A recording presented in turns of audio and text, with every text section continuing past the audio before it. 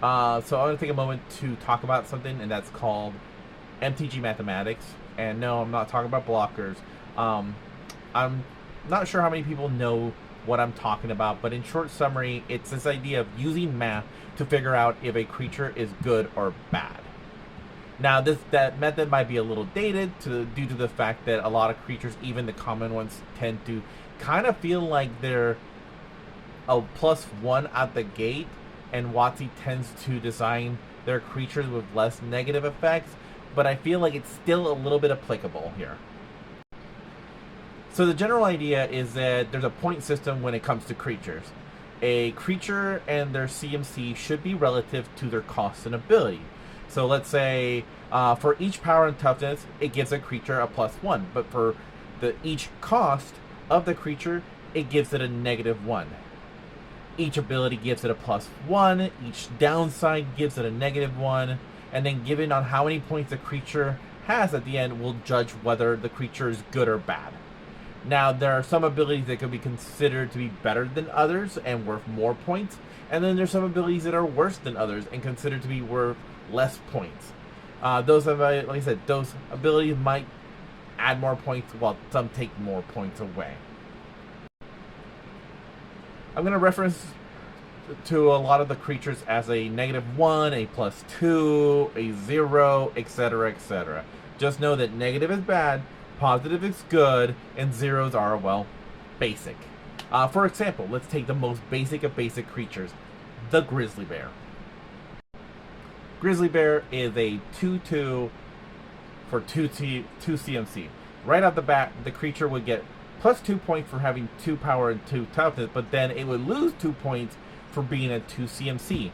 At the end of the day, the bear is considered basic, vanilla, etc.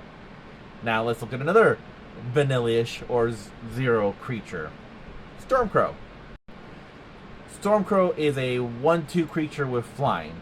So it would get 1 due to his power, and maybe like half a point for its toughness also being at a 2. And then it would get a +1 for its ability. But once again, its CMC is 2, so it end up as maybe as a 0 or a +5, +0.5 due to its evasion that it brings. Now let's look at a bad creature. Alabaster Leech. It's a 1/3 that makes all your spells, all your white spells, cost 1 white more.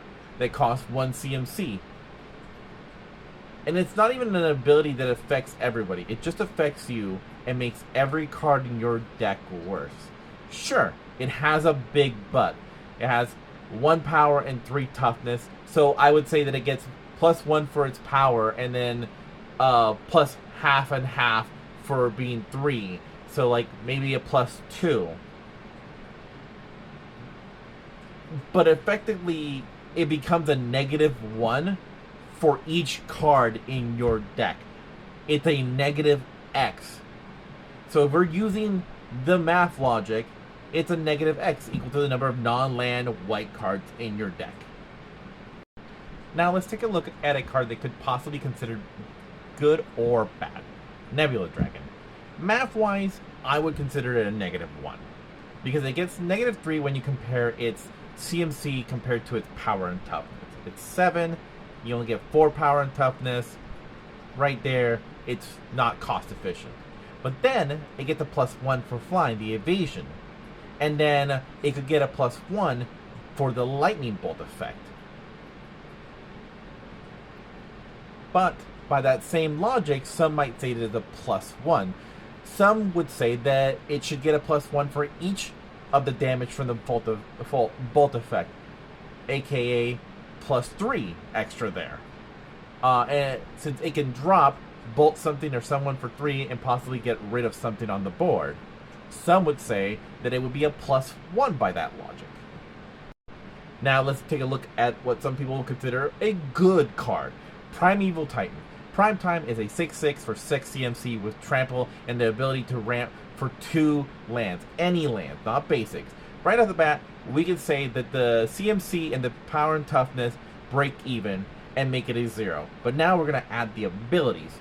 It gets a +1 for trample, and it gets and the ability to search for lands. I would say is a +1 for both lands, but then it gets another +1 because it can search for any land. It is very rare for a creature to be able to search for any land. You can search for combo pieces or high power land cards. That's a really strong ability. But then, being able to do it on ETB and on attack, I would say it gives it another +1. I would judge this creature as a +4. Now let's take a look at what some people will consider really good card, Questing Beast. It is a 4/4 for CMC. Once again, the P&T make it break even.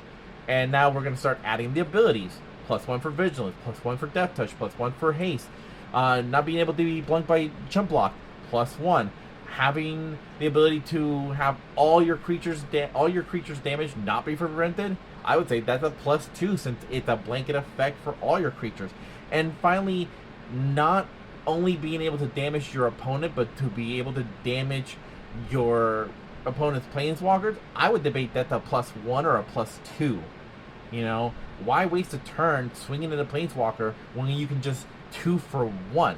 I would say right off the bat, that's a +7 from how stacked this creature is. So I hope that everybody stayed here till the end and people found this educational and helpful.